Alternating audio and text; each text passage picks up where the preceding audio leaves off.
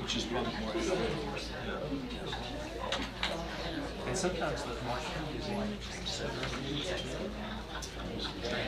Oh, the marquee Yeah. is different. We're never consistent on temperature. Is it Italian? No, it's not Italian. No, you're not. Uh-oh. You are.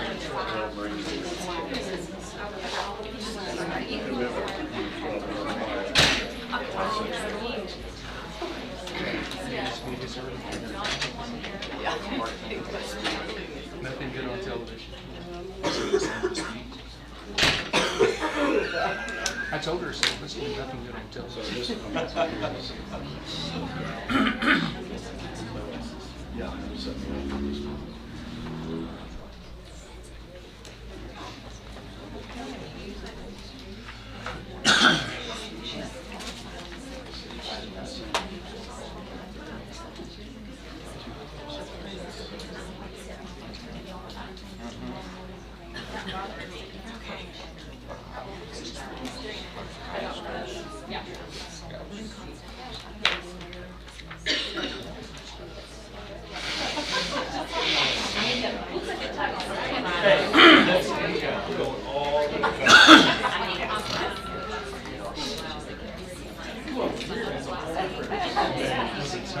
Yeah, he was just about to go boring.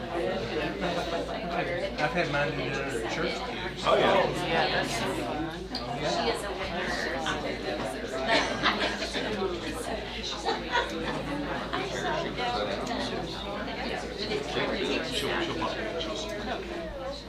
It is 6:30. We're going to go ahead and start our meeting. We're call the meeting to order. We have a quorum. If you would please stand for the Pledge of Allegiance. Linda? Salute. Pledge. I pledge allegiance to the flag of the United States of America and to the republic for which it stands, one nation, under God, indivisible, with liberty and justice for all. And David will have our invitation. Dear Lord, thank you for this evening as we all gather together to take care of school business. Be with each one of us, Lord, that we make good decisions. Be with everyone as they travel home, everyone's safe. Just watch over us and take care of us. Amen. Amen. Thank you.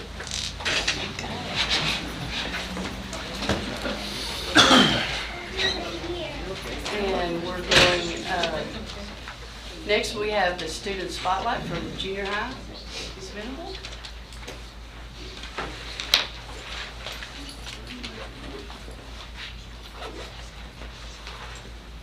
Good evening. I am here to honor one of our awesome students from Gatesville Junior High. Wyatt, you want to come up here? I let my teachers give me nominations because we have so many awesome kids. It's really, really hard to pick one. And so I just asked teachers for nominations as to why they wanted a certain student to be our student spotlight. And Wyatt Lee got not one nomination, but 2 nominations from teachers. And I'm going to read some of the things his teachers said in his nominations. Wyatt serves as president of the National Junior Honor Society, in which he has taken the lead on the Toys for Tots drive and the Students Tutorial Program. Wyatt also serves as the vice president of the Science Club, where he helps to coordinate all the activities that the club gets to enjoy, such as field trips to Interspace Caverns and Topsy Exotic Ranch. He is also qualified for the Chess UIL team and is an outstanding student in class.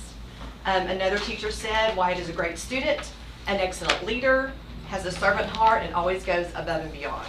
So we are excited to honor Wyatt Lee as our student spotlight for Gatesville.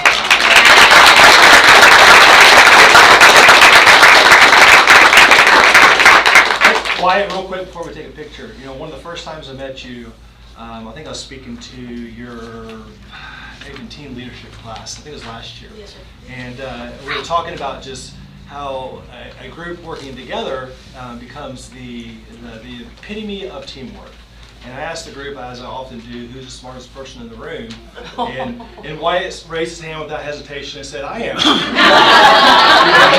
And the answer is actually the collective room, if you remember that. But Wyatt had no shame. And you know what, though? I believe it. And Wyatt, I love you to death. And you're always one of my favorite kids, and this could not go to a better student representing junior high this month. Thank you.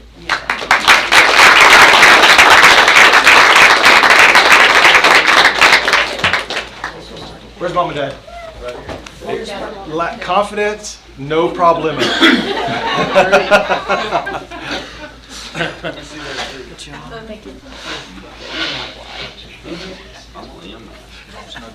Oh, yeah. Like each other. Ready? 1, 2, 3. Okay, it's good. Good job, Watt. Congratulations. Good job, sir. Keep it up.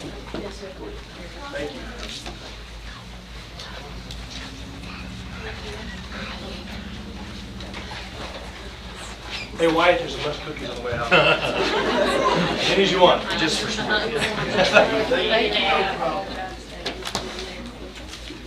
And now we have teacher spotlight who just registered from primary. Hello. Good afternoon. I always enjoy coming up here and getting to brag on somebody. It makes my day, and whenever I get to tell people that I want to honor them, they are almost verklempt, like they can't keep it together. And I love this woman. So I may have a hard time getting through this, but I'll just go ahead and start. This tonight's teacher spotlight is Renee Gibson. When I told her that I wanted to give her this honor, she said, "But I'm not a teacher." And I said, that is so far from the truth. I said, because whenever we were talking about our 4 and 5-year-olds, that teacher, no matter who you are a teacher and then some to these kiddos. One of the things I want to say about Renee is she has a heart of gold. She's compassionate, she's caring. She looks out for other people, even when sometimes, in our busy lives, we all have so many things going on. And she's still able to look outside of her own circumstances and really focus on our kiddos' needs. Now, she teaches our sensory motor lab, which has been around for about 10 years now. And it was also known as Anna's room, if you guys remember, in honor of Anna Barr after she passed. And it was housed at the high school. And I can't honestly tell you how many years it's been at the primary school, but we have so enjoyed having her. Ready Bodies, Learning Minds is what our motor lab really encompasses. It talks about the sensory, parts of our kiddos. We always get complaints about, well, my kid can't even sit still, and this kind of thing. And what it does is this system of this lab that they go through really works on the different sensory areas of a young child, and also their motor, basically our motor needs. And so, whenever they go to stations, they set up and talk they develop their sensory issues so that they're able to, it's really all about readiness, getting them prepared to be able to learn.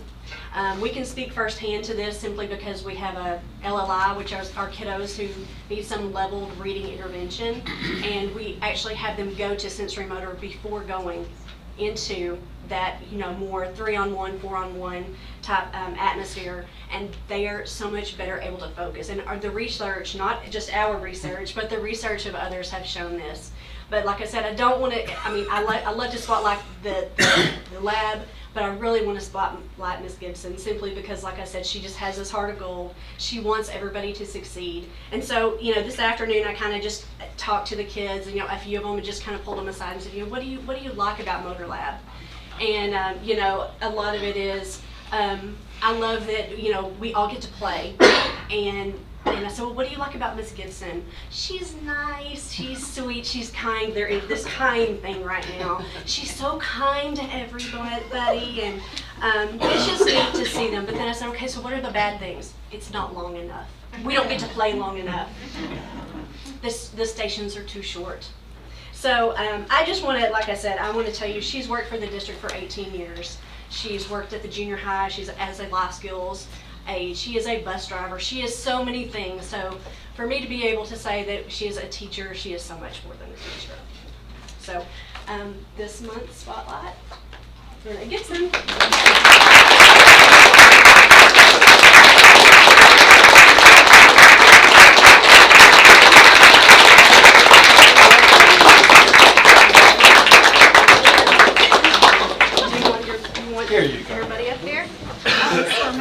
Absolutely, absolutely.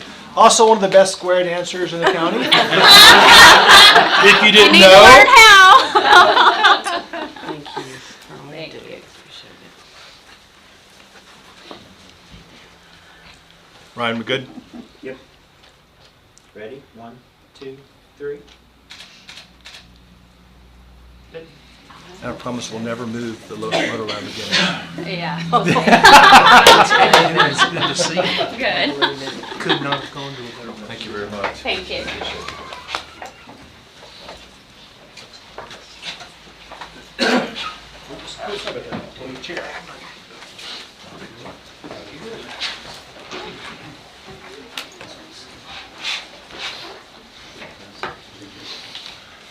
Okay, now we come to our public comments. Is anybody signed up for? We have one that I'm aware of. One. Do you have one? We have one more, sorry, two. Thank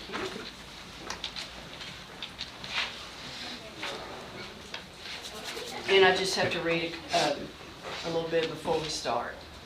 Okay. This portion of the meeting is set aside for parents, students, and community members to speak to the board about any matter of interest to them pertaining to the school program. Each person may speak for no more than 5 minutes. If there are several people wishing to speak on the same topic, board policy BED local requires that the spokesperson represent any group of 5 or more people expressing the same view on the same topic. If more than 6 people sign up as presiding officer, I may reduce the speaking time to allow everyone to speak. During this part of the meeting, the board will listen, but will not engage in dialogue, debate with the speaker, or act upon any issues that are not posted on the agenda for tonight's meeting. The board reminds speakers that public comment is not the time or place to bring the board complaints about a particular program or a particular employee. The board has adopted specific procedures for presenting these complaints. These procedures are designed to secure at the lowest possible administrative level a prompt and equitable resolution of complaints and concerns. If I, as presiding officer, determine that a presentation during this portion of the meeting is a complaint, I will respectfully ask that person to stop speaking and to use the board's adopted policies and procedures to have the matter placed on the agenda of a future meeting so that the concern can be heard in the appropriate way. The board expects that request to be honored. The board expects all members of the audience to behave in a polite and orderly fashion during this and all other portions of the meeting. Disruptive conduct will not be tolerated. So, Ms. Wittenberg or Ms. Kelly? Ms. Kelly?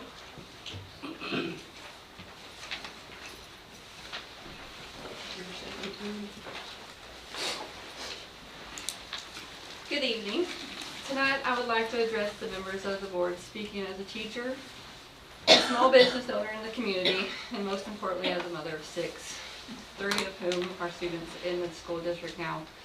Being an educator is one of the most difficult and demanding jobs in the workforce. We do not do our jobs for the money or the lack thereof. To call yourself a teacher and actually do your job means your sole purpose must be to ensure the learning of all of our students. That means you must be able to deal with all different types of students from diverse backgrounds on a daily basis.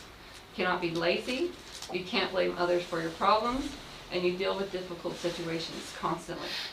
In 11 years of teaching in this school, I've written less than a dozen referrals. This is for several reasons. First, I have a positive relationship with my students. Second, I have classroom management, a mandatory skill that you must have as a teacher. And third, I have the support of my administration. You don't go to school to become a teacher without knowing you will need classroom management skills, administrative supports, and a whole lot of patience. In my time here in the district, I've been through 4 principals, a number of assistant principals, and 2 superintendents. Each one has made my job here at GISD a pleasant one. The difference between those in the past and the current administration is the clear purpose of not only why we do our jobs, but how we do our jobs. Our current student-centered collaborative approach has shown to be the most successful in raising student achievement. We are truly understanding how to reach students academically and in character. The current administration has challenged us to explore and use what research says are the best practices for teaching. Is it challenging? Yes. Do I sometimes have to work a little harder to implement these practices? Absolutely. But our students deserve it. I do my job because I care for our students. My expectations for my students in my classrooms are no less than those that I expect of my own children at home. I am comforted by the fact that I'm not going at this alone. I have the ongoing support of my fellow teachers, many of whom are in this room and supportive of what I'm saying. The support of my principal, who I can approach at any time with any need that I may have, and especially the support of my superintendent, who knew my name before I knew his. I love this team because we cannot do our jobs alone as individuals and expect our students to reach higher levels. Though our current superintendent is moving on to bigger opportunities, he has empowered us to keep pushing forward with what we have accomplished. Student achievement is at its highest, and we can't stop pushing our students toward excellence. We know what it takes now, though it's still a long journey to reach the peak. We have a taste of success in our mouth, and it's good. I ask you, members of the board, to keep us on our journeys to greatness. Keep our students in the forefront of your minds when making every decision. We are moving forward, not just in a straight line, but moving up. We have the data to prove it. We have to keep going. I ask you to support our administration so we can keep our students headed in the right direction. Don't hold them back. To anyone who has personal vendettas, I ask you to put them behind you. That's not what's best for our kids. Fight for our students, for what our research and data tells us are the best way to move our students forward. Because that's what's best. That's what our administrators, teachers, and parents are doing, because they only have the best interest at heart for our students. Thank you.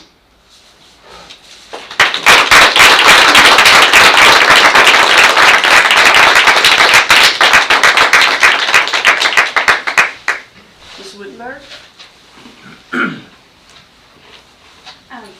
I am bringing forth just a short topic, positive topic about school and community outreach.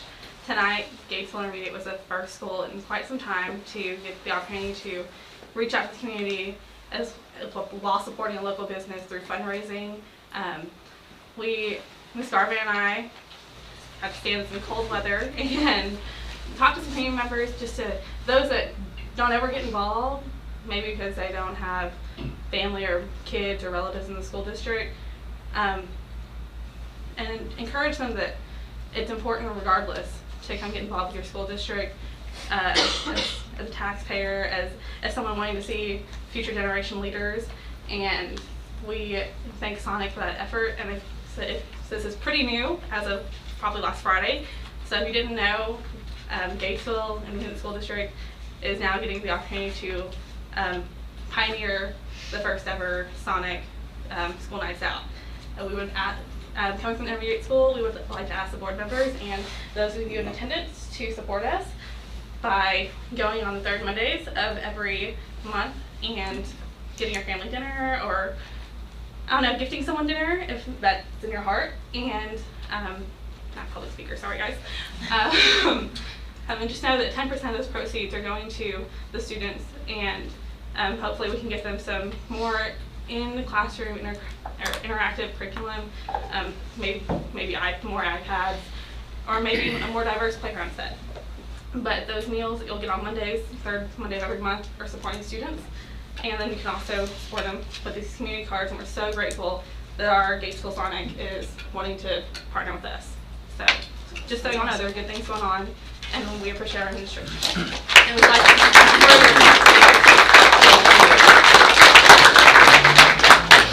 I did eat dinner tonight at Sonic. Sorry, I did buy 4 cards. I got pressured. So thank y'all. Third Monday, Third from 5 Monday. to 8. And the school gets 10% of the proceeds. 10%. And every school campus is encouraged to pick a month of the or a night of the month. Right now, intermediate's the one pioneering it, so we have the third Monday of every month, and those 10% goes straight back to the school. The manager tonight told us we'll get our check on Wednesday. So it's a quick turnaround, and then we also get to keep the revenue of these Sonic Community First cards, and that revenue goes straight to the students. So. Thank you. Thank you. Oh, before we start with the first, that's next, isn't it? First report. Yes. I do want everyone to know that tonight is Mr. Penrod's last meeting. And just a personal, is she going to say something? And I just want to thank him in front of everybody for what you've done for our district. You've been here for 3.5 years, and lots of things happened because of that, and we appreciate that, and we want to keep it going, and we wish you well, but you will be missed. And we thank you for every name you knew, just like Ms. Kelly said, you knew her name before she knew yours. And that's the way it was, and we appreciate that. That says so much about you, and we were very lucky to have you, and I thank you for that. Thank you very much.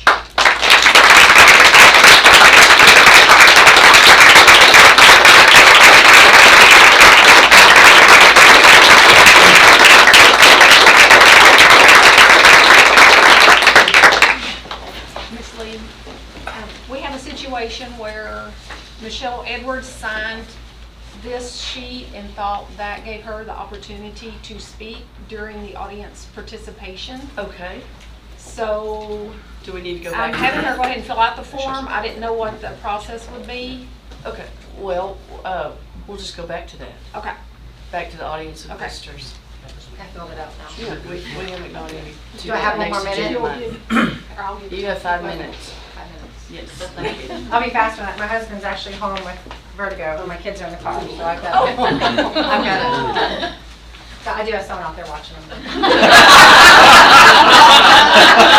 had 4 years of that. 3 years of that. We're good. That's on the record too.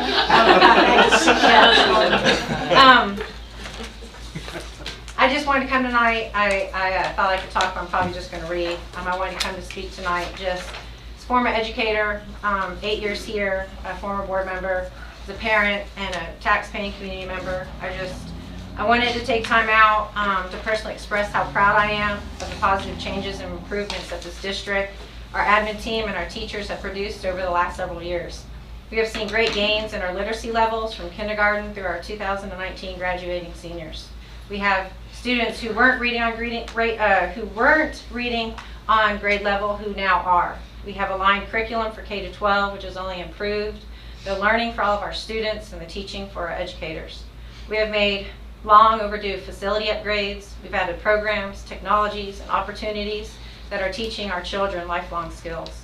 GISD is not the same district it was 30 years ago, 10 years ago, or 4 years ago. Rightfully so, because the types of students we are teaching are not the same, and the way education is being delivered today is simply not the same. I fully believe GISD is constantly trying to fulfill and has excelled at what our motto claims, doing what's best for kids. All of this has happened because of the vision of our superintendent has had and has worked tirelessly with energy and passion to achieve. I'm deeply saddened to see him go, and I, alongside of many others, to include many teachers who I think are here tonight, are currently and faithfully working in our district, are praying that this vision and the path that we've been on will continue as we transition to new leadership. I've given each of you a copy of the Portrait of a Gatesville Graduate. Our teachers believe that this portrait of a Gatesville graduate sets the standard for what we want our children to leave when they graduate from here. My only request tonight is that the board will listen and seek out the desires of our current teachers and staff who are working in the district, who can next lead GISD. Thank you, Eric, for all you've done for the district. Teachers and administrators who are here tonight, thank you for taking a stand for our district, and thank you for taking his vision and making it happen. Our district is where we are because of you, and we live in a great community and are blessed with the best teachers around. That's it. Thank y'all. Mr.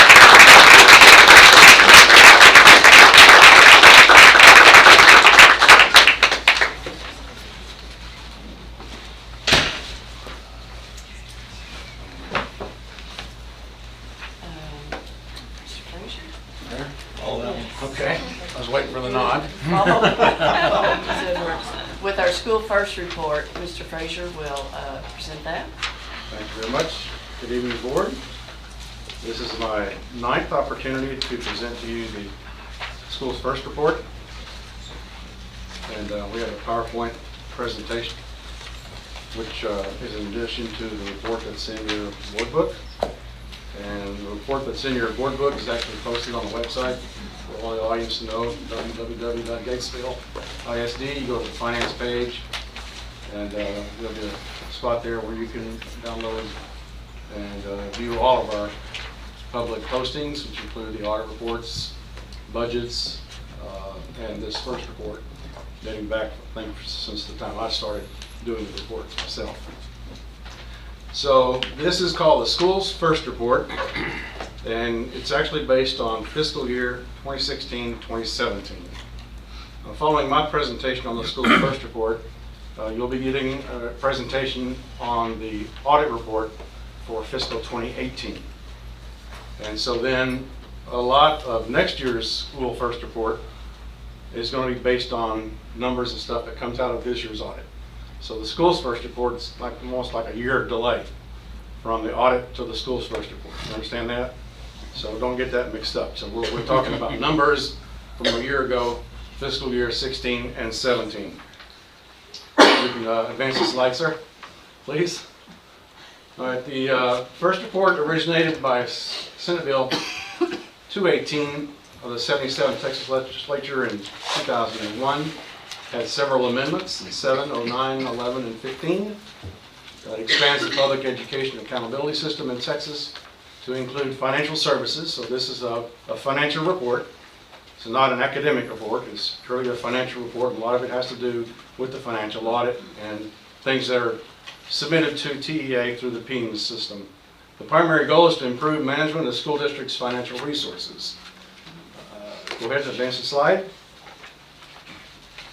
All right, here's how the ratings are done. We're scored on 15 indicators. We receive a maximum of 100 points, and those districts who receive 90 to 100 points are considered A, superior, and then there's above standard, meets standard, substantial achievement is under 60. The indicators 1 through 5, hey, advance it a little quick, I went through. No points are awarded on questions 1 to 5 because they're basically a yes, no, pass, fail. And if you fail any of those 5, you can actually fail the report automatically. So you don't want to fail any of those first 5. They're very, very important. All right, now you can advance. All right, we're going to go quickly through the indicators. There's 15. Indicator number 1 simply states was the financial audit report, which is what we'll receive today for the 2018 year.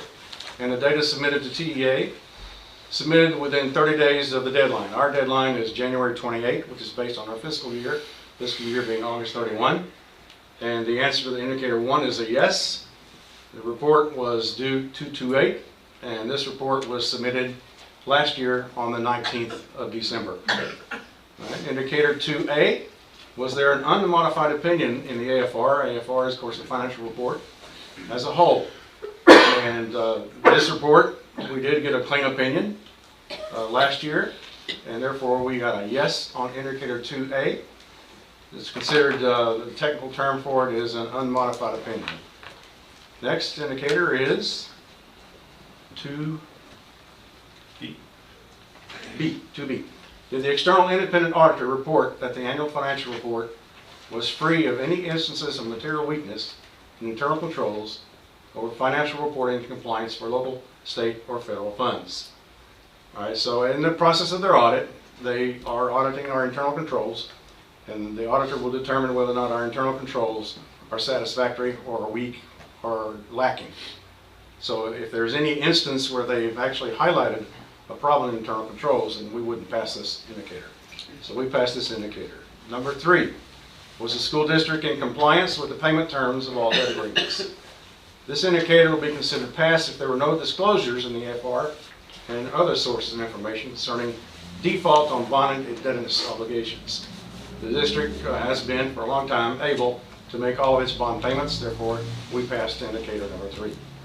Number 4, did the school district make timely payments to the teacher retirement system, known as TRS, Texas Workforce Commission, TWC, Internal Revenue Service, IRS, and other governmental agencies? So here, they're primarily interested to see and make sure that the district is paying all of its obligations related to payroll primarily, and those were done. Indicator number 4 was passed. Indicator number 5, was the total unrestricted net position balance, net of accretion of interest for capital appreciation bonds in the government activities column in the statement of net position greater than 0. All right, when you get the report tonight, it's going to be Schedule A1. So remember A1 sauce. So this comes from the Schedule A1 of the audit report, and you're looking at the net unrestricted net fund balance. We passed this indicator 5. The total unrestricted net fund balance was 16. You add back the accretion of interest, 27,000. You add back the net pension liability of 3.7 million, which was required booking on our balance sheet a couple, 3 years ago. And then Dane will go through the required booking that we're facing this year in 2018, an additional, much larger booking than this, which will impact that net position balance. He'll go over that later. We passed indicator 5. So we passed all 5 of the first indicators. Good work, right? So far, so good. All right, indicator 6 was the number of days of cash on hand and current investments in the general fund for the school district sufficient to cover operating expenditures, excluding facilities acquisition and construction. So concern here is, do we have enough cash flow to be able to handle our expenditures? The answer is yes. We received full 10 points. The district is actually on a 296-day cash flow, and the state standard is 90 days. So we far exceed the standard. This indicator measures how long in days after the end of the fiscal year the district could have dispersed funds for its operating expenditures without receiving any revenues. Should the number drop in the future, then these points would go down. Whereas if you were to go down all the way to, say, 60, 30 days, you're going to be down to maybe 1 or 2 points instead of 10 points. That's how that works. Indicator 7 was the measure of current assets to current liabilities ratio from the school district sufficient to cover short-term debt. This indicator measures whether the school district has sufficient short-term assets to pay for its short-term liabilities. Also known as the short, can't think of it, Dane? Current ratio. Current ratio, thank you. Current ratio. So we have full 10 points. District was 7.86, state standard is 3. So we got room to wiggle there. Indicator 8 was the ratio of long-term liabilities to total assets for the school district sufficient to support long-term solvency. We got a full 10 points on that one. This indicator measures whether the school district had sufficient total assets to cover its long-term liabilities. The standard is 60. Our ratio was much less than that, 0.27. Indicator 9. Did the school district's general fund revenues equal or exceed expenditures, excluding facilities acquisition and construction? If not, was the school district's number of days of cash on hand greater than or equal to 60? This indicator simply is going to ask, did you spend more than you earned in that year? And secondarily, did you have cash on hand equal to or greater than 60 days? Our points were full 10 points. Our ratio had to be above 0, and it was 6.55%. Very good. Indicator 11. 10. 11. Okay. Was the school district's administrative cost ratio equal to or less than the threshold ratio? See, they're looking at us, it's like an x-ray and an MRI and everything else combined. They're looking at you from all different directions here. So now they want to know about your administrative cost ratio. And the district received a full 10 points on this one. It has different standards for different size districts. For our size district, we fall in the state standard being 11.51%. So that's the target they want you to be in, no higher than that. And we were at 8%. So that measures, again, the percentage of the budget that the district spends on administration versus state ranges. Indicator 12. Did the school district not have a 15% decline in the students to staff ratio over 3 years? Total enrollment to total staff. Don't you like these kinds of nots? It's like, is it good to be not, or is it not good not to be not? So it's like, okay, we did not have a 15% decline in the student to staff ratio over 3 years, therefore we get a yes. And the ratio actually declined 3.32% in that 3-year period. So yes, we did have a decline in student to staff ratio. district enrollment also declined by 5 students in this 3-year period that they want you to look back at. So there was like two parts here you could pass. So we're okay. The concern here is going to be addressing potential overstaffing in a situation of a declining enrollment environment, which we find ourselves in ourselves. So that's the concern of indicator 12. Indicator 13, did the comparison of PEIMS data to like information in the school district's AFR result in a total variance of less than 3% of all expenditures by function? Okay, so we take the audit report, and in late January, we'll take this and we're actually going to submit it to TEA through PEIMS. And Lisa Haynes assisted me with that. And what they do is they're going to compare the PEIMS with the audit report and to make sure that they're accurate, pretty accurate. And they don't want much variance. So what was our variance? We had 39 differences. The total entries were 22,689,916. So it was infinitely small, practically 0 errors in our PEIMS submission last year. I hope we'll do the same next year. So PEIMS and the audit match. That's a good thing. 14, did the external independent auditor indicate that the FR was free of any instances of material non-compliance for grants, contracts, and laws related to local, state, and federal funds? A while ago we talked about internal controls. Now we're talking about material non-compliance for things like grants. Could be state grants, could be federal grants. We received a yes because here again, we didn't have any no's. We didn't have any indicators that there was anything non-compliance. If you have material non-compliance, you get a 0 score on that one. So it's either 0 or 10. All right, indicator, the last one here is 15. Another one was nuts. Did the school district not receive an adjusted repayment schedule for more than 1 fiscal year for an over-allocation of foundation school program funds as a result of financial hardship? What the heck does that mean? Well, you told us. That means basically, did we have to go through an easy payment plan to return monies that TA gave us?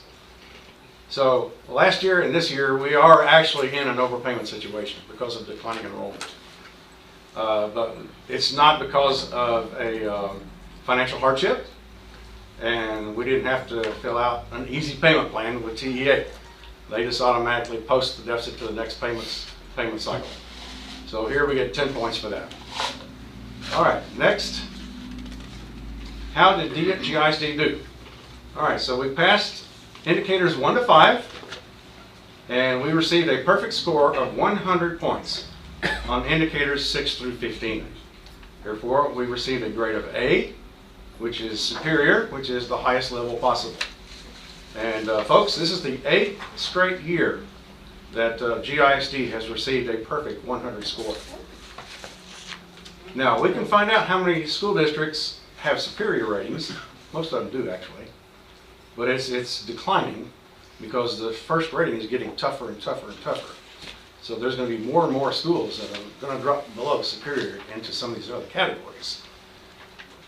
TEA will not release to us the information as to how many school districts receive the perfect 100 score. That's confidential. They won't tell us. It'd be nice to know that. Next. All right, future first ratings. So beginning with the fiscal year 2020, the school first rating will expand to 20 indicators.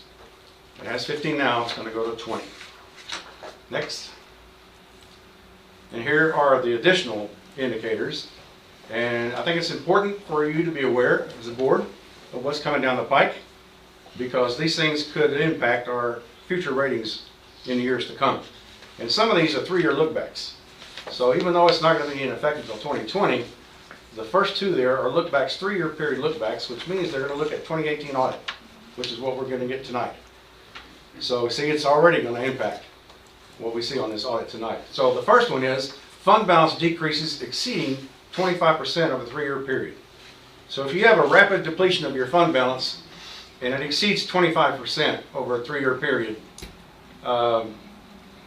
which could happen, then you will fail this indicator.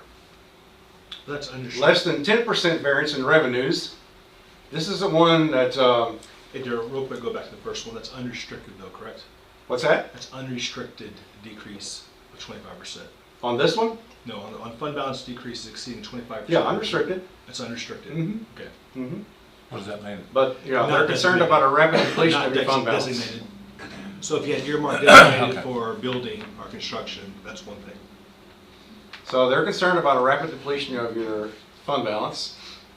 And if you have that situation, then you have to have actually more on cash on hand than, you have to have 75 days than the 60 days. So this is like a different requirement. All right, number two, this is going to be interesting because you've never had this before. You know, we project a budget each year in August. We budget revenues, we budget expenditures. And then on the audit report, we get the final audit, what the revenues actually were, what the expenditures actually were. So now they're saying, we want your revenues to be within a 10% variance of your actual. So a lot of times, you know, we weren't too worried about budgeting the revenues, but now you're going to have to be worried about budgeting revenues. You're going to have to be as accurate as possible budgeting those revenues, because if they come back and say your revenues had a greater than 10% variance, then you'll lose on this one. The next one was the district's ADA in line with TA pupil projections. We just completed our pupil projection for the next 2 years. Eric and I submitted the TEA, and they want to know, when it actually turns out, in terms of your enrollment in ADA, did it actually turn out close to what you predicted? Or your prediction's kind of wild? You're predicting high to get more state revenues, and then when you come in, it's low. So they want to make sure, you know, that you're being honest with your predictions, because each school district is responsible for preparing its own pupil projections. In our situation, we allowed TEA, and we went with TEA's projections for the next 2 years. The next one there is, did district include all required postings on its website?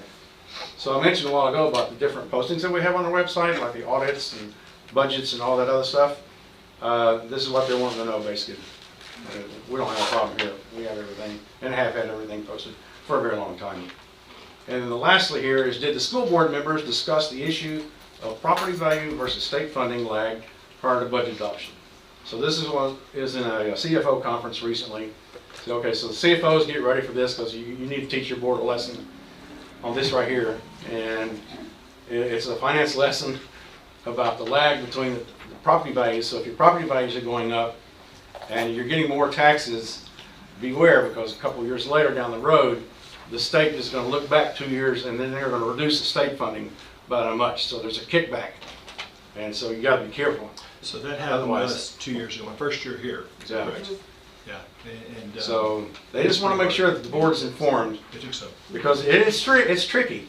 It's really tricky.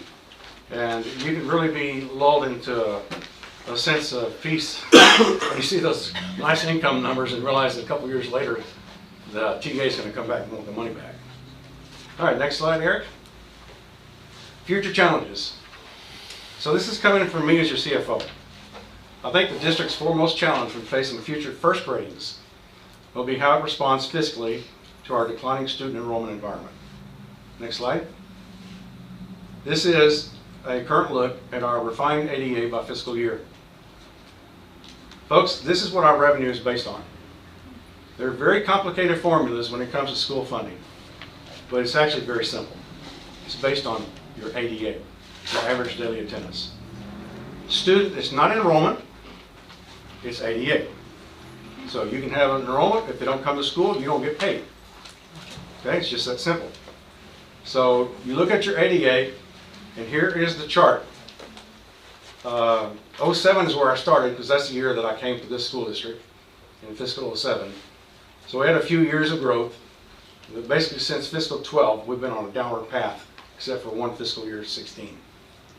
So that is the stark reality of what you as a board and we as a community are facing fiscally as we look forward to planning future budgets and expenditures for this school district.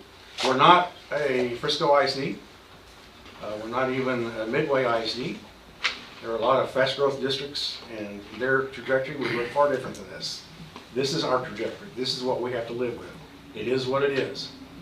And so let's keep that in mind and make prudent decisions based on our revenues, because this is our future revenue base. Next slide. All right.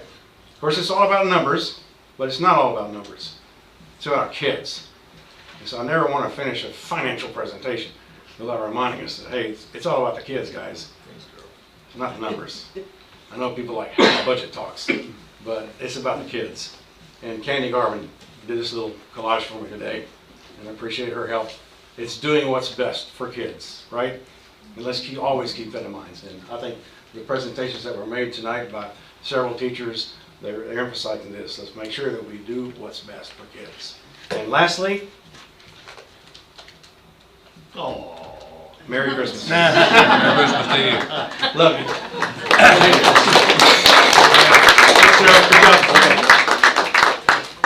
Danny, call that one. Could I ask a question or two about the first response?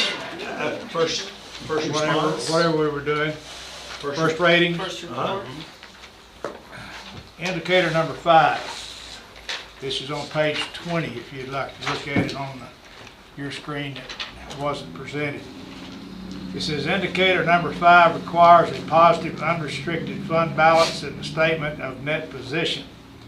To fail any of the first 5 indicators in an F first rating regardless of points earned. Based upon the August 31, 2018 audit report, the district's balance is $5.9 million. During the 2018 fiscal year, the district was required to record more than $10 million in TRS pension liabilities. Fortunately, the district's reserves were sufficient to absorb this charge while maintaining a positive balance of nearly $6 million. Future reductions in the fund balance could certainly imperil the district's first ratings under this indicator. So why did we have a deficit? We didn't have a deficit. Well, according to this, we had a deficit and it was taken out of the reserves. Actually, this is going to be on the audit. He'll explain to you. I can answer that question. Okay. He'll take care of it. The net position that you're looking at is not fund balance. Fund balance is where y'all live on a day-to-day basis with your budgets. That A1 and B1 that you see on in the audit report is a full accrual financial statement. That is what your bond raters and users of the financial statements use. So we take your fund accounting financials and roll them into a full accrual balance sheet and income statement, putting capital assets as assets, bonded debt as debt, and so that does change what you think fund balance is to a what they call net position. So when you're seeing that 5.9 million, when it used to be 16 plus or 15 plus million, 19 plus million, the reason it went down was not anything that happened to the district's funds or anything. You had to go through a financial statement pronouncement, GASB 75, where you had to record the TRS care unfunded liability as calculated by an actuary. In layman's terms, at another district I was at the other night, it's Texas's way of pushing off the debt they didn't want to the school districts. Yeah, they do that a lot. So, New legislation, do we budget this when we prepare our no, budget? you do not budget. You still stay on your fund financials with fund balance. You've got your committed balances for construction and things of that nature. The only time you see net position is when I come up here to create that financial. So yes, the first report does, use that for their indicators. The one thing that you don't see there is that, they're adding back the pension liability already. You saw that being added back. Well, they're also going to add back that liability that you see tonight. Potentially. So, potentially. There's a lot of legislation right now, a lot of lobbyists, school lobbyists, Right. going against this based off of there being a high percentage of districts fail. Right. If that was the case. I can tell you that I've done a lot of these, and most of the school districts fall negative on that unrestricted net position. So they don't have any left after they record this liability.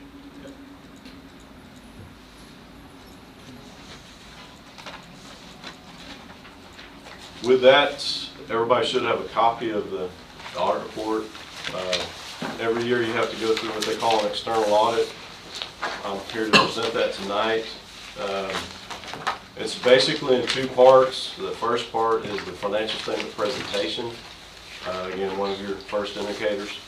Our opinion on that is unmodified or clean, meaning everything you see in here as it relates to the financials is in conformity with generally accepted accounting principles. I'm going to do a real quick summary of everything. If y'all want to start on page 14, this will be your A1. And let's talk about those liabilities real quick. Let me highlight them for you. You can move up just a tad. Right here in this section right here, we've already gone through the net pension liability in previous years, so it's sitting at $3.5 million. It actually went down about $200,000 from last year. Right here is the new liability. They call it OPEB. It's a post-retirement liability for your future health costs. So you can see at $7.3 million, it's added quite a huge liability to your balance sheet, for A1. The result down here, your unrestricted gets hit with it. So everything that happens on this page as it relates to these GASB liabilities comes out of your unrestricted net position. The good thing is, we've got confirmation from even the bond raters that, when you go through a bond issue and they rate your school, your financials, they take both of these liabilities out of the equation. So you don't have to take the blunt of that hitting your financial statement and decrease your bond rating. And this number right here at 5.9, this is the number that most schools are seeing go negative. But you're still sitting at 6 million, which is because you don't have as much debt.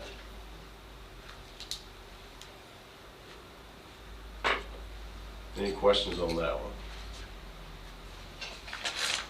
Okay, let's look at your core financials starting on page 18.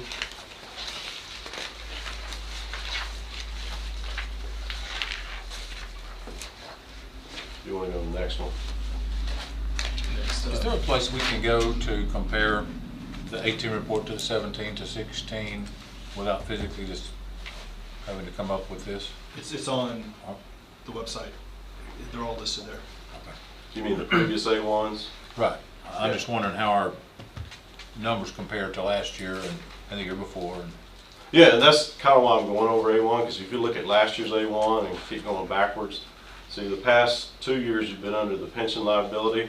So if you went 3 years back, you'd see a huge difference because you had to record the pension, and now this year you're having to record that OPEB liability. So I wouldn't be doing you justice if I didn't explain it, because if you did something like what you're talking about, you're going to see a wide variation. But that's why I'm highlighting those liabilities. That's more of those things that the state has imposed upon us. Yeah. About which a district has no choice. They're basically saying TRS Care is about $44 billion underfunded. Right, so we're going to displace some of that burden back on schools. Yes. Right. In terms of from an accounting standpoint. Yeah, from an accounting standpoint, they're basically the actuaries saying we need $44 billion today to pay for people 30 years down the road. And so they're taking that liability and dispersing it to all the schools and all the cities. Right. And physically not taking it. No. Just accounting. Accounting for it, yes. Yes. But you do not have to fund it, you don't have to budget for it. Things of that nature. Forever or at this time? At this time. That's all I'm at liberty to say. Forever is hard to predict the future. USCC one. Yes.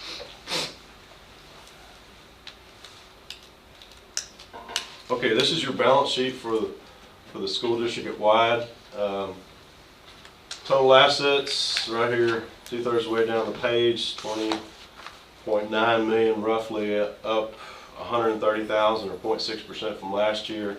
Your biggest increase is cash. Cash is up over 300,000 from last year as a result of your general fund operations, which you'll see in the next set of financials. Total liabilities at 1.9 is pretty steady from last year, only down 170,000. And then rounding out the bottom of the balance sheet is your fund balance section. Total fund balance of 18.7 million, which is up 328,000 or 1.8% from last year. Real quickly, as it relates to your unrestricted or unassigned fund balance in the general fund at 2.9, we usually take time to look at this from an expenditure standpoint. Y'all did move about 10 million or so out of this during this fiscal year up here into the committed side. And I'll have this in an advisory comment when we look at the board report, but that only represents about 1.5 months of operating expenditures at this point. We calculate it based on what we see as your operating expenditures as of this year, 2018. Your board policy calculates that at the minimum to be 2 months, and you use your budget, your proposed budget. So either way you go with it, this number is too low at this point. It's 1.5 months under our calculation, and it's close to $1 million under for your proposed budget side. Hence the budget item tonight on the resolution. Yes, yes.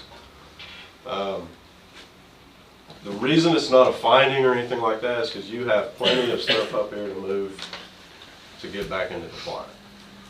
If you didn't have anything up here and y'all had gone below it, you'd be in trouble.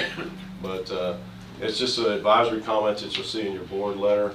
We're just basically recommending that you move approximately $1 million from up here, back down to unrestricted, to keep in line with that board policy that you have set up as a control feature for spending fund balance. Any questions on that?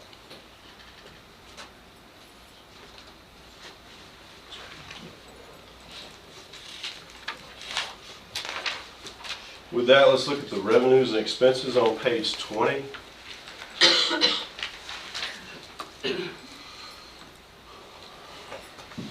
Total revenues for the district, $27.4 million, up $270,000 or 1.1% from last year. Your local revenue at 10.1 is up about $400,000 over last year. Property tax up about $260,000. And your investment income is up about $150,000 over last year. Your state aid at 14.7 is down $600,000 from last year. But to compensate for that, your federal revenues were up $450,000 over last year, primarily because you had special ed money this year. Total expenses for the district, go up just a tad. $27.1 million for this fiscal year, right at what it was last year, about $6,000 more than last year. Capital asset acquisition was down $1.1 million, but your wages and benefits were up about $1.1 million. So pretty much a balanced difference between the 2 years. Giving you a total change in fund balance, and that's that 1.8% increase we were talking about with the previous financial. And the increase in cash. Yes, sir. I have a question. Has the sale on the property has not gone through yet? Apparently it's not listed on here as sale of real or personal property. It's listed at $8,000. We sold a piece of property up here for $150,000. We're in the process of it. Has not been, it'd be on this year's. Okay. Most of this was sell surplus goods. Yeah, so we had auctions. That's where that came from. Any questions on that statement? Okay, the other side of the audit is the compliance side. And there's a nice summary of it on page 89.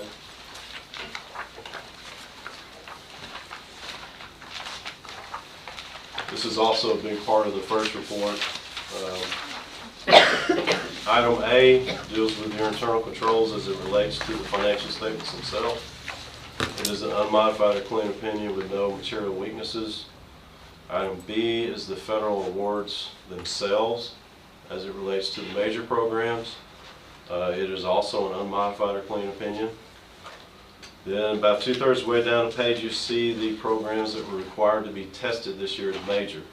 You see impact aid and special ed are the two that were picked this year, required. So that's what you're receiving, a clean opinion on there as it relates to item B. And then second line from the bottom, do you qualify as a low-risk auditee? And that answer is yes, because of this report. All of this goes into a data collection online report. So when you have grantors looking for future grantees, that's the first place they go, is to see if they're a low-risk auditee.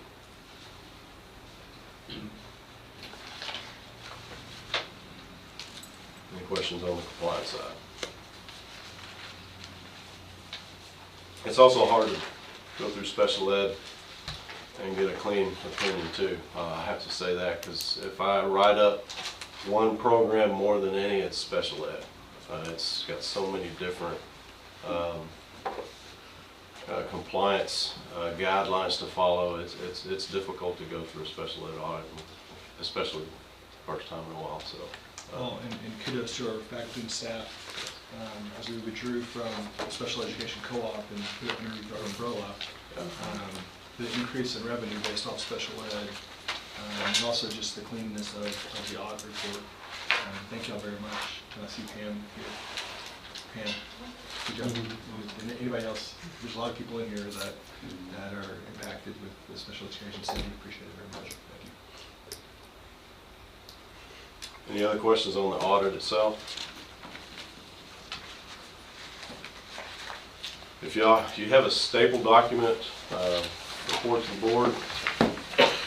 This goes through some required communications that me as the auditor to the board, I'm required to answer.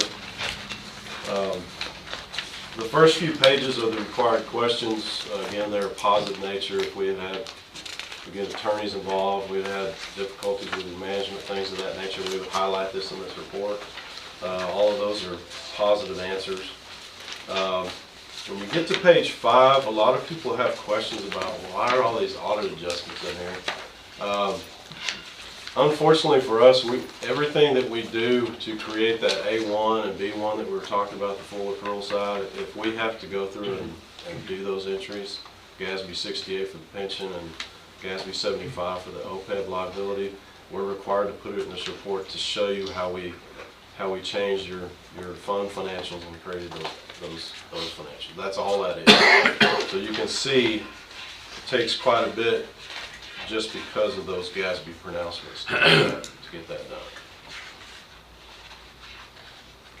That is not because Daryl just totally didn't get the books right. I don't know. Thank you. Jury's out. Appreciate it. And then on page 28, the last page of it, we have a couple of items I want to highlight. One I've already kind of touched on. The first one in our testing of your RFQ and bidding process, you had an architectural service contract that was entered into without your board's final approval. Again, anytime something over $50,000 is entered into, the board is supposed to approve that contract. I think y'all are doing that tonight, so it's not a finding, it's just something we highlighted in the report to make sure that gets done ahead of time in the future. And then the comment number 2 is that minimum fund balance policy that y'all have, and that kind of gives you a background of the numbers you're looking at. Yes, sir. If you have a contract that was not approved by the board, that's not a valid contract, am I correct? Well, we approved we approved it, but we approved it as a board, both contract and architect firms. After we did the interview, the RFQ, the interview, the rubric, and came back and made recommendations by the board and accepted by the board. The only reason it's not a major finding is because you went through the RFQ process correctly. So you had your matrix, you selected the architectural firm, everything was fine there. It just came time for the contract to be signed, and it should have went to the board for approval of the contract. But we voted on But it. it didn't go to the board. Right. Yes. Okay, well, who signed the contract? Nobody yet. Nobody? We approved it, we just didn't sign it. It's in the minutes as approved. We're gonna sign it tonight.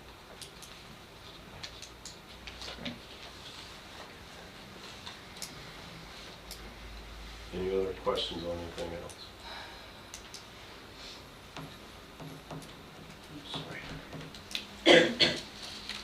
When you you have something of this nature, are you not supposed to report this to the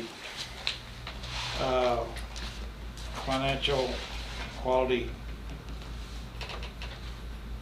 lawyers or whatever, to have them look over these contracts to make sure they're acceptable, or is that just on the building? It's more heavily on the other side. So when you go through the RFQ process, had y'all not done what you were supposed to with all the required paperwork required for all those vendors to submit to become a qualified vendor, had you not done that, that would show up, that finding would show up in this one. And that's how it would be reported to TEA and everything else. This, unfortunately, you do see from time to time, because sometimes boards think when they go through the RFQ process and select that particular vendor that that's what they're supposed to do and that's the end of it.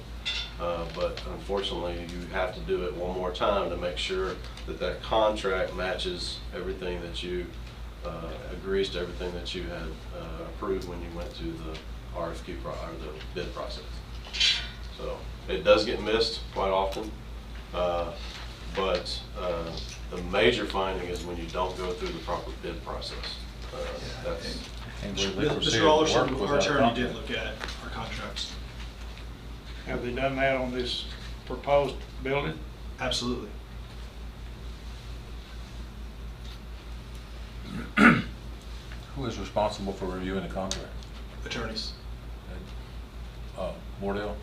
Yes. And they looked at it? Yeah, that's fine. It's a pretty standard AIA contract. And as long as it matches the rubric in terms of percentages and stuff like that, it's really what they're checking for. Yeah. We went through the right process. We went through the right process. Okay. Any other questions? That concludes my report. Thank you very much. Thank you. Entertaining as always. Thank you. Thank you, sir. You'll go ahead and dismiss him so we can... Absolutely. Absolutely. Thank you all. Thank you. Thank you. Thanks, sir.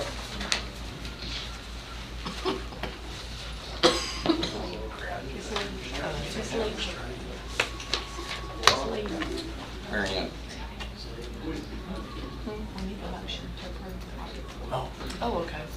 So we need a motion to approve the audit report as presented. So moved. John, is there a second?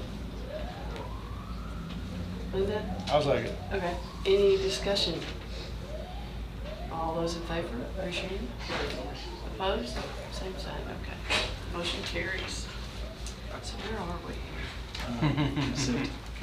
Consent agenda. Is there anything we need to pull out from that, number 9 about the consent agenda? Anybody remember? Is everyone here? Problems with that? Okay, is there a motion to pass, to vote on the consent agenda? Did we vote on the other motion yet? Oh, yes, we did. Yeah. You're okay. I have my hand up. I make a motion to accept the consent agenda. Rob is moving to accept the consent agenda. Cheyenne is seconding. Any discussion? All right, we'll vote. All those in favor of the consent agenda, motion, raise your hand. Any opposed? None opposed. Thank you. All right, number 10, information items. All right, so alluding to what the auditor just talked about on the contract with WRA and Masonic,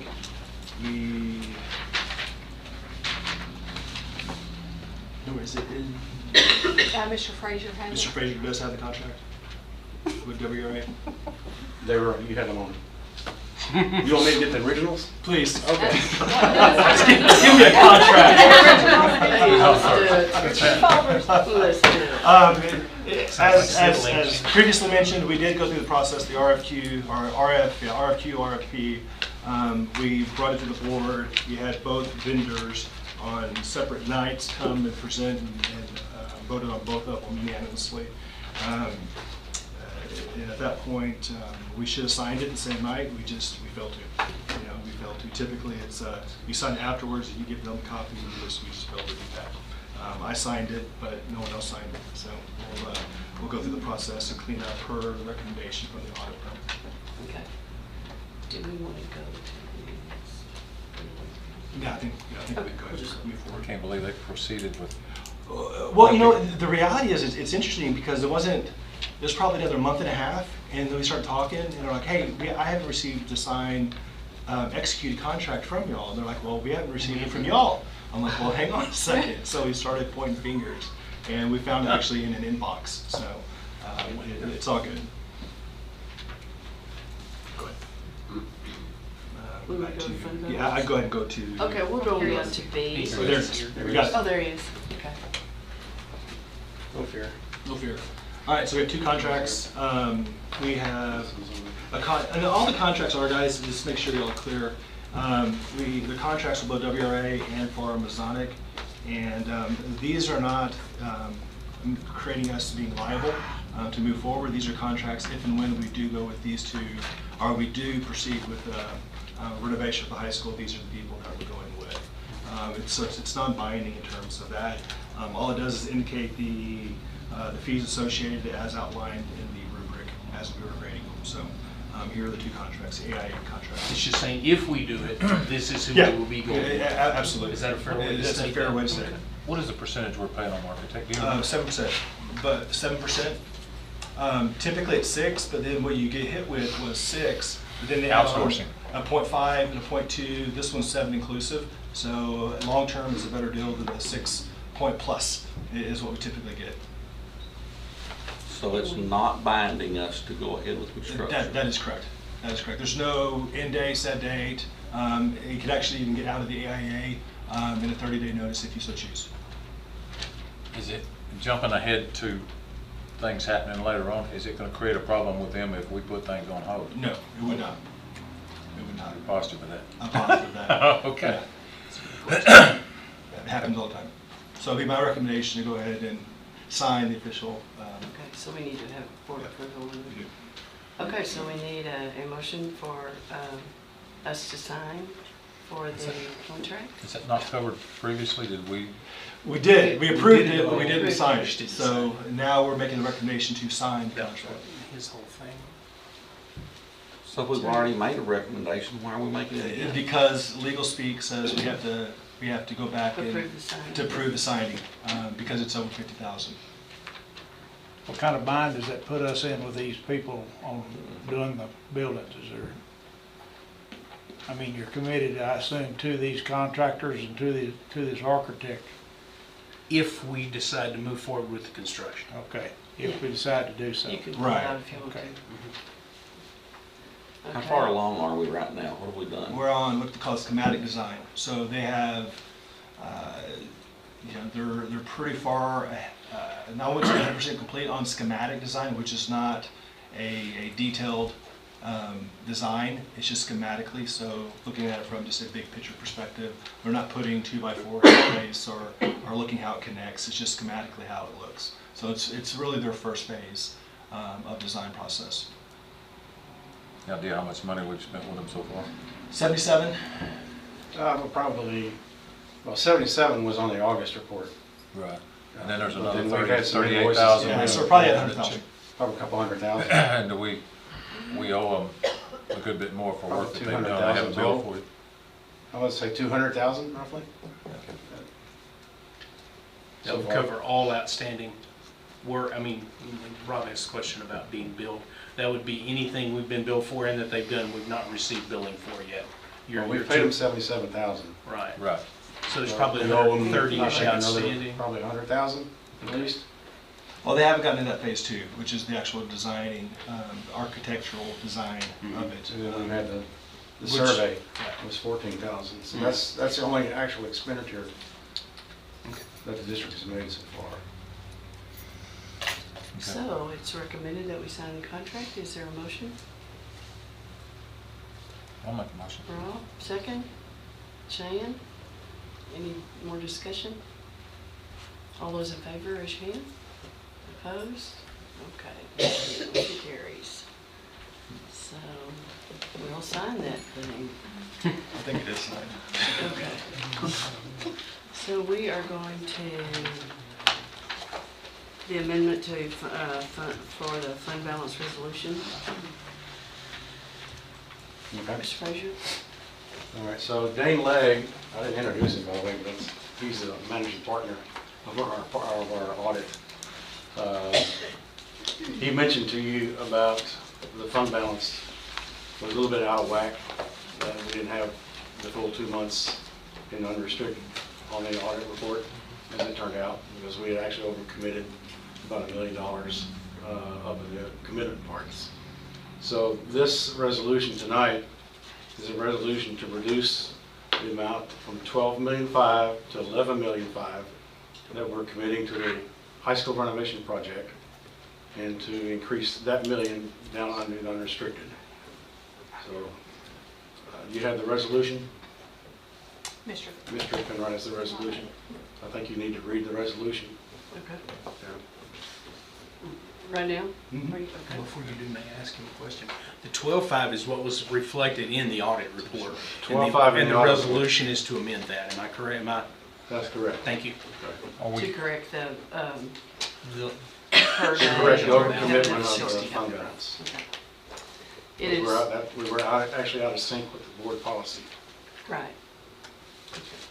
It is hereby resolved, ordered, and directed that the Gatesville Independent School District take the following official actions with respect to its unassigned fund balance.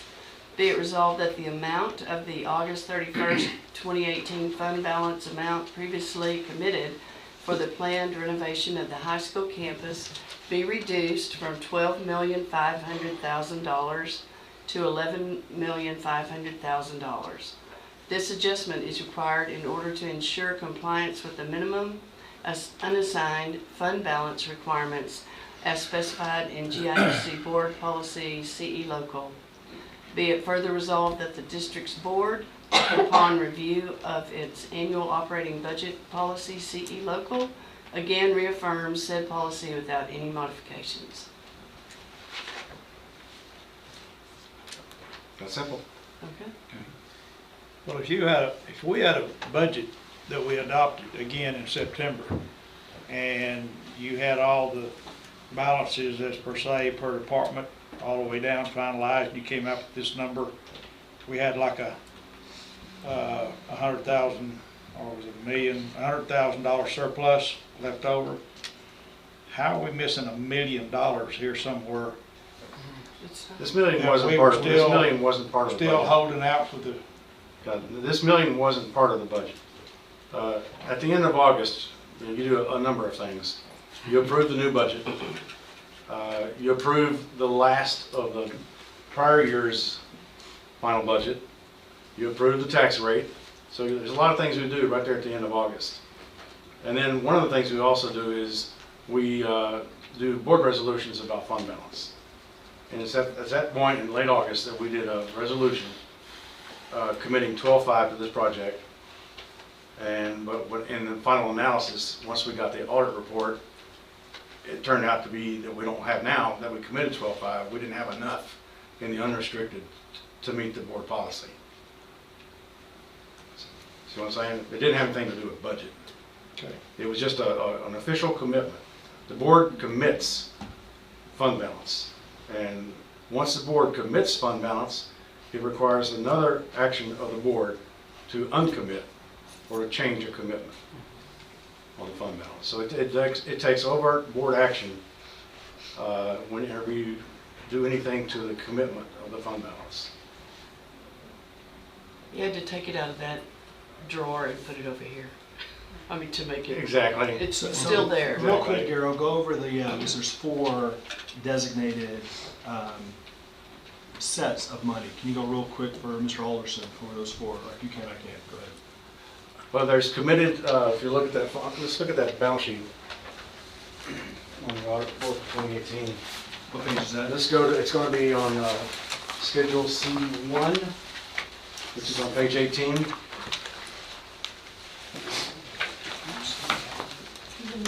Schedule C1.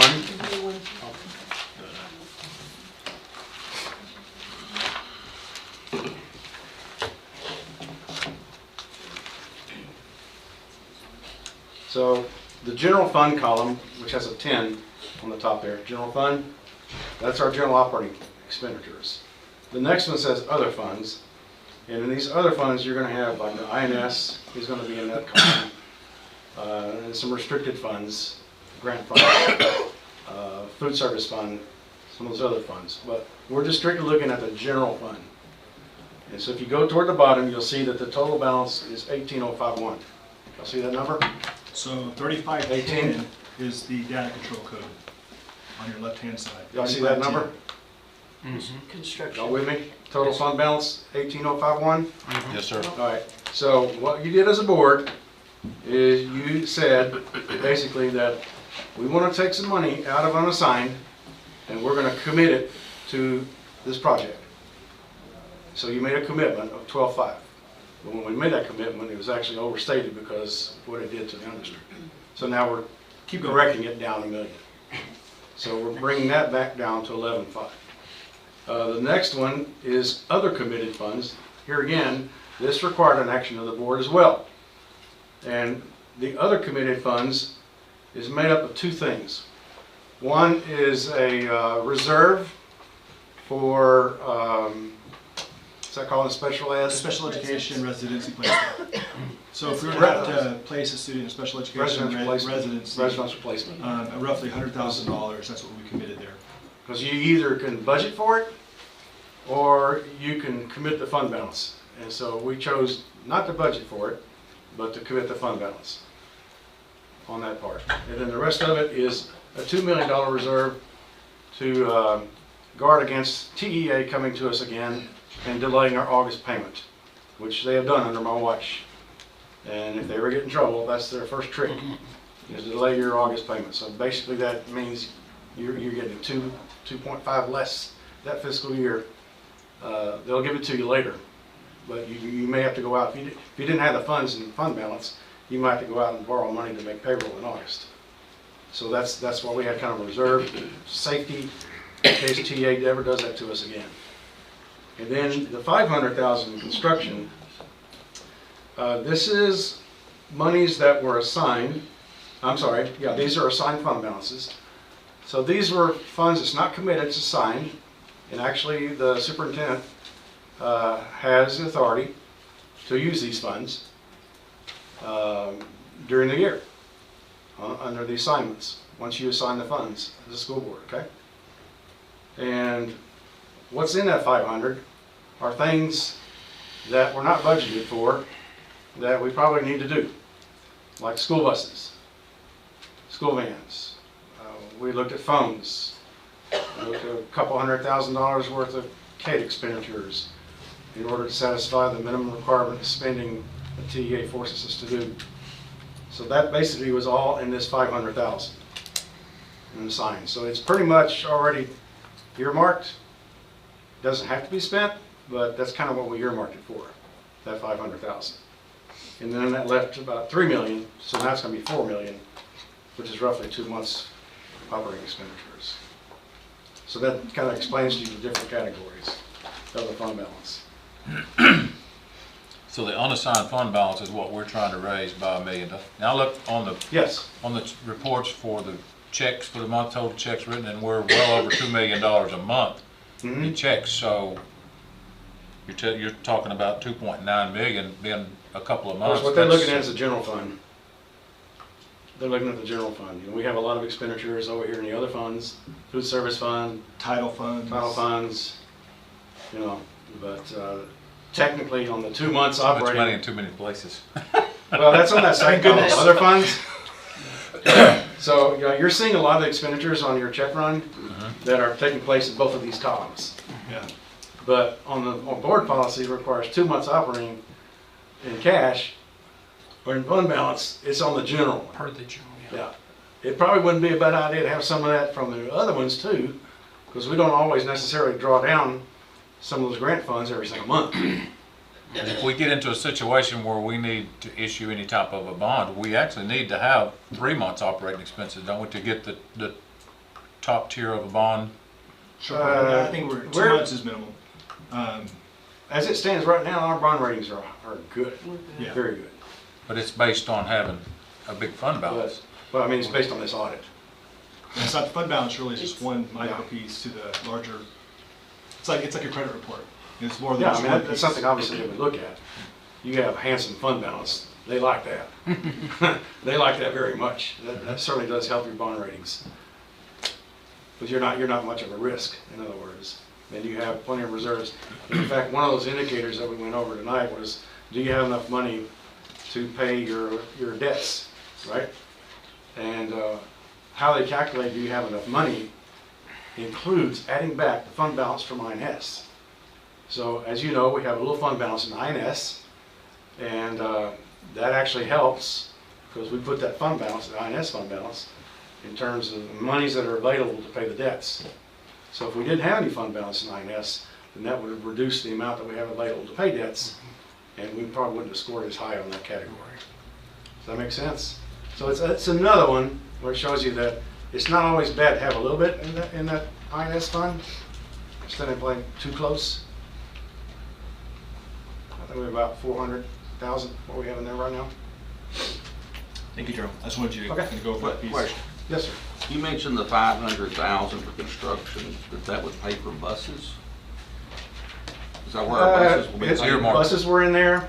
I think we have one bus earmarked in the budget, and then we had another earmarked. We have buses ordered, correct? Uh-huh. They are ordered? Not ordered yet. I think they're bringing them to you all next month.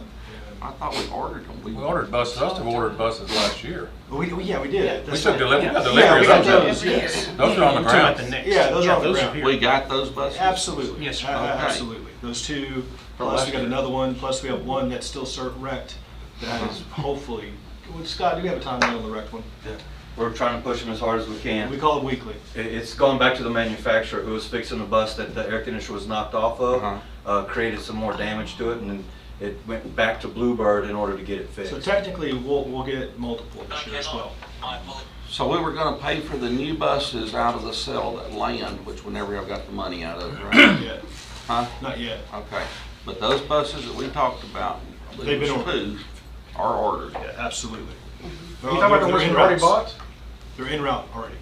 On the ground, en routes, we use them daily. They're Yeah, here. the ones that we already bought. They're in service. All right. Yeah. I No, never we knew were got them. talking talking about about some plan more. last year, we're following that way. And you're saying there'll be two more coming along Absolutely. next month Yeah. for the current year? For You the know, how we were current- talking about the roll-in? What is it, one bus, two buses, how many? Well, we're evaluating the fleet because part of the problem is not having enough drivers. So we can order buses but not have anybody to drive them. Or we can order vans or larger, smaller ones that you can actually drive. So that's what they're going through right now. And so we're trying to make sure that whatever we purchase, we Are we use. adding buses or replacing prehistoric buses? Combo of both, Rob. We're keeping everything rolling that we can, but yeah, these will be new in addition to, and the buses that we have, we keep them rolling. Yeah. So when those come about, you will see a budget amendment. Because those new buses are going to be funded out of this 500,000 that was assigned. Because it wasn't in the budget. It's just tagged under construction. Yeah. Yeah. Yeah. That was probably a misnomer. So Infrastructure and other things. You know, you look at a positive net gain in the year of revenue this year, 350,000. That's after all those things are paid for. They're encumbered back on the positive side, and you still have 350,000. When are we planning on ordering the next batch of buses? The Next ones month. that are owned Next month. next month? They're going to bring it to you Yeah. next month. And we also are having bus driving classes, if anybody would like to get a license. What was the last part, David? January, correct? Let's see, December, January, yes. So we have bids on them already? Actually, Bids will still be good till January? yeah, they are. They are. Now, you mentioned one thing about the sale of the land, so let me make sure you understand about that.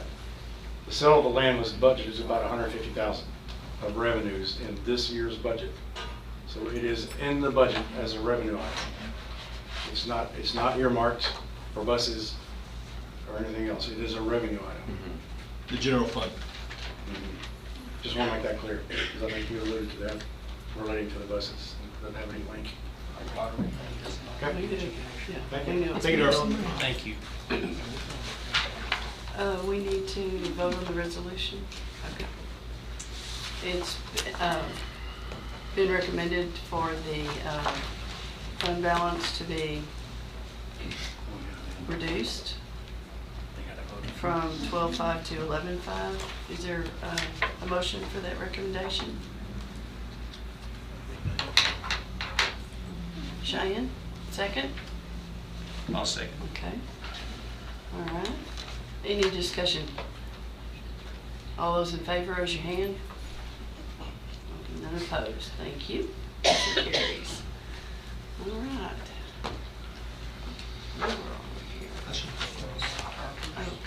Mr. Harper. They have classroom telephones on the agenda, but you might want to think more about security devices because of what we're trying to put in place. Right now, if we have a lockdown and we have to get to the command center, get to the office, to be able to activate our bells, turn them on, turn them off, to be able to get an intercom, to get message out to everybody, you have to make your way back to the office. And Sandy Hook has taught us that that becomes a target. You take out that command center, then how do you get the word out to the rest of the campuses? And so the system that we're looking at, purchasing phones, will put phones in all the classrooms, and the Synapse app creates a bell system that comes through on the phones, an intercom system that, you know, wherever the phones are at, the administration on the campus can initiate an announcement from any of the phones to all throughout the whole campus. It also allows you to have tag notifications so that you can group buildings together and you can communicate if there's a lockdown at one and you don't want any messages going over the intercom, you can communicate with the rest of them. And so this, the phone system that we have already, we're using in the offices. This is the same type phones. We're just adding more of those phones and the Synapse app to it so that we can be able to communicate in this way. And so we're hoping that this is going to help us with our security so that it's not so much a target that they know we'll get back to the office.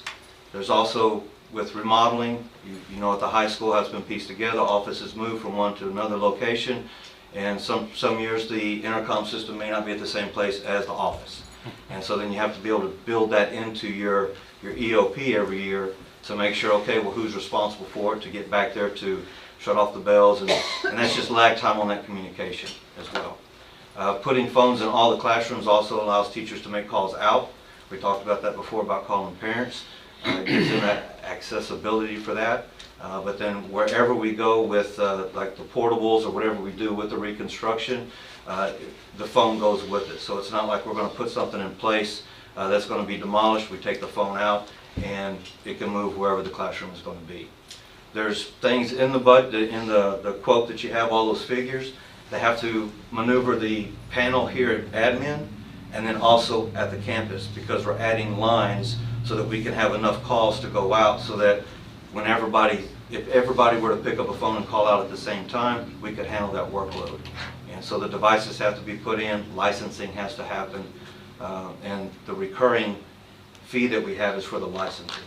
But we're going to purchase hopefully purchase the equipment so that we can get that installed and kind of have our own telephone system with all the added lines that we have. And so you have the figures in front of you. The good part about it is that it's going to be federal funds because this is something new for us. We're not supplanting our phone system. It's just for classroom phones that we've never had before. So through Marsha's expertise in finding out the federal funds, we're able to use that in order to pay for this. We do have to look into the service agreement to see if because that's a recurring thing, but the initial pay should be able to come through federal funds, but the recurring debt would be something that we would pay out of our regular balance. With all of this happening, with all the increased security, the bells, the intercom, we're still saving money because of the new technology that's out there. And our monthly bill is projected to go down. From talking with CenturyLink, we took all the bills and said, here's what we're paying now, but now we're switching to this new system. It will be cheaper. Why? I'm not questioning that it will, but can you explain why it will be cheaper? Well, because you don't have the old wire analog, it's an IP type system, so it's all going digital, and they're putting in, they mount it onto the panels and they communicate with each other, and it's cheaper. I don't know exactly all the workings behind it. So the gist of it is the amount of lines going out will not increase, but our capability to have a phone in every single classroom is there. And so you take that compounded with the voice over IP, and it's a cheaper system to run yearly and monthly. But to have a phone in every classroom is long overdue. For safety purposes, so, and for privacy, for calling parents and stuff like that. So, and the fact that we can go about this with federal funds and not actually use 199 local funds is a very, very positive thing. What is the federal funding? Marcia? Okay, we, Sorry. through the consolidated, it used to be NCLB, but now it's called ESSA. ESSA. So it's Title I Part A, Title II Part A, Title IV and Title V. When we finished at the end of August, we filed an expense report with Title I Part A, and we had approximately $70,000 left that will roll forward when we did that final expense report. Now, we typically like to roll forward $25,000. We like just to keep that just in case next year you don't get that much money. So you always try to protect a little bit of that. That money is available at school-wide campuses only, which is primary, elementary, and intermediate. Then we have Title II Part A, which is for training and all, and that one we've about spent everything so far.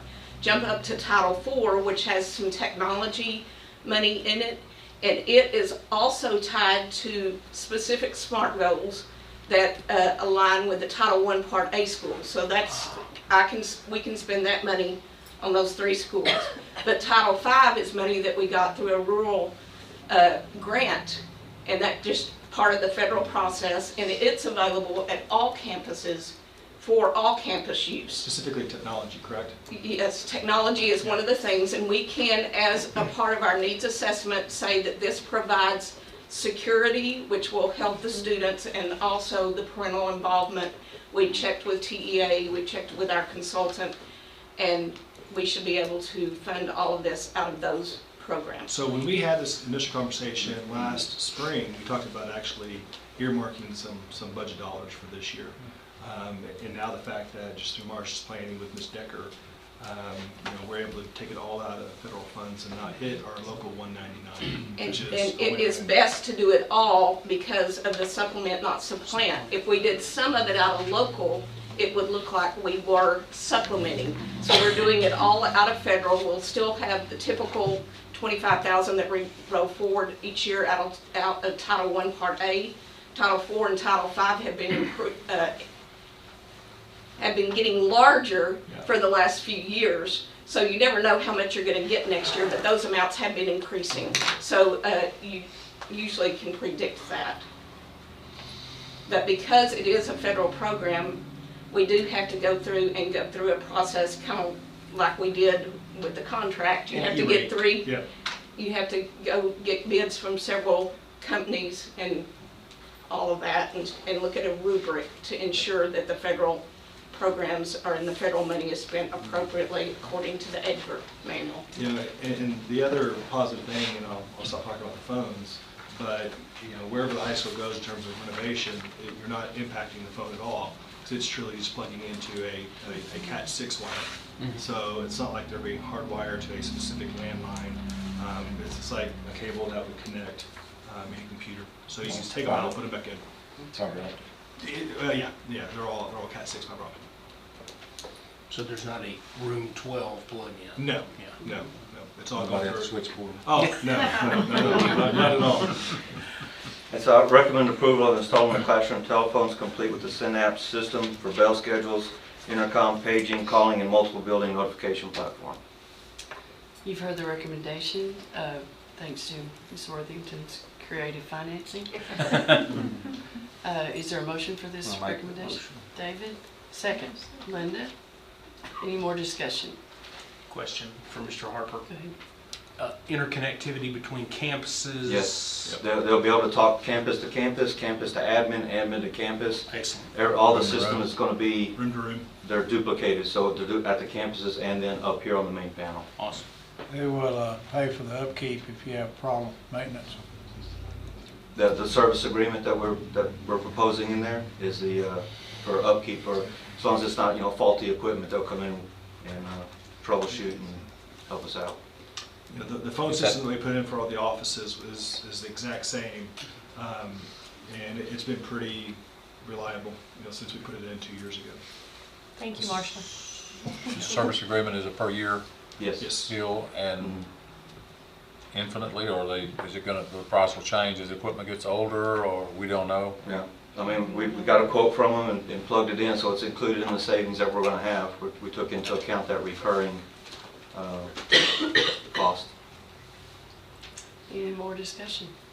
All those in favor, raise your hand. Opposed? Motion carries. Thank you. All right, thank you, Mr. Harper. Would you say that, Shane? Please, thank you. Now we're going to go into executive session. We'll now go into executive session under Texas Government Code 551.001 and 551.076. Do I read all those? No, you're good. Okay. And the time is 8:12. We're gonna take a break at 8. We're going to take a little break. Please. We will take a little break. Thank you all for being here tonight. Thank you all. Appreciate you Y'all for coming. coming. Come back anytime. Go home.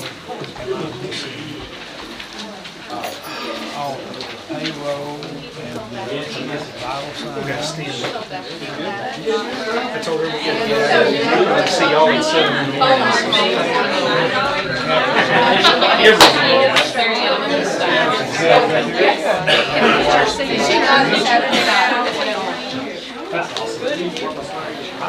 I was cold while ago. I was freezing. It was freezing. Because of freezing.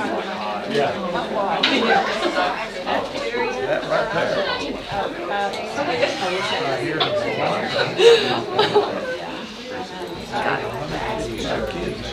The weather's like bipolar in here.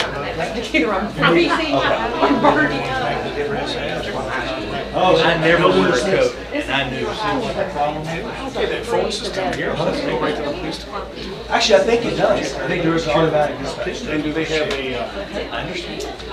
when you bought that, do they have a technological, if the system improves, they come and upgrade yours?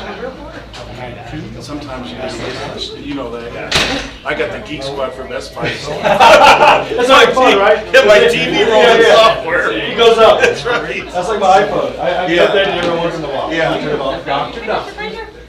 Well, I'm glad to see you staying and hate to see you 12. Yeah.